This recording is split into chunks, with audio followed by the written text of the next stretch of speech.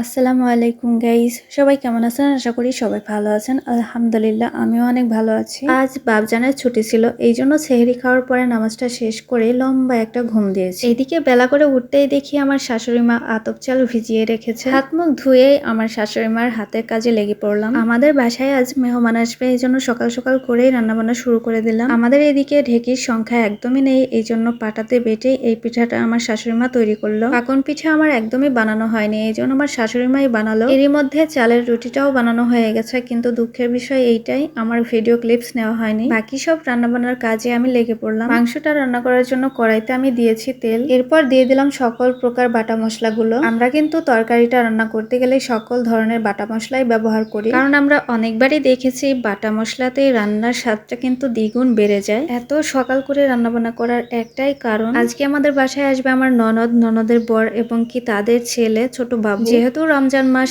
এই জন্য ছোট বাবুর জন্যই এত তাড়াতাড়ি রান্নাবান্না করা। আমার ননদ কিন্তু এরই মধ্যে বেশ কয়েক মাস ধরে আসতে পারেনি, কারণ একটাই, তার বর চাকরিজীবী মানুষ, একদমই সময় পায় না বলেই আসা হয় না। যাই হোক, সবাই যেহেতু রোজা রেখে আসবে, যেহেতু বাড়ির জামাই বলে কথা, এই জন্য গরিবের ঘরে আজকে ছোট্ট করে একটু ইফতারের আয়োজন করব। তাই কাজগুলো একটু একটু করে আপনাদের সাথে শেয়ার করছি। বরাবরের মতো প্রতিদিনই আমার এই কাজগুলো কম বেশি করতে হয়। এইদিকে একদম ভর দুপুরবেলা করেই রান্নাঘরে এসে আমার একদমই ক্লান্ত লাগছিল। তবে অনেকদিন পর আমার ননদ আসবে বাসায়, এই খুশিতে ভালোও লাগছিল। আমার শ্বশুর বাড়ির আত্মীয় স্বজন বলতে সবার বাড়ি কিন্তু একদমই কাছে, আর আমার আত্মীয় স্বজনের কথা কি বা বলবো, তাদের বাড়ি তো অনেক দূরে। আত্মীয় স্বজনের আসা যাওয়া একদমই কম হয় আমাদের বাসায়। কাছের আত্মীয় স্বজন তো সবাই কম বেশি আসা যাওয়া করে। দূর থেকে যদি কেউ কখনো আসে, আমার এতটা পরিমাণ ভালো লাগে সেটা আমি বলে বোঝাতে পারবো না। আর এইদিকে আমি ছোলা রান্নাটা শেষ করেই বড়াগুলো ভেজে নিচ্ছিলাম। তো গাইস, বড়াগুলো কিন্তু মসুর ডালের তৈরি, আমার ভীষণ পছন্দের। এরপর আমি পেঁয়াজগুলো ভেজে নিচ্ছিলাম। এর মাঝখানে যে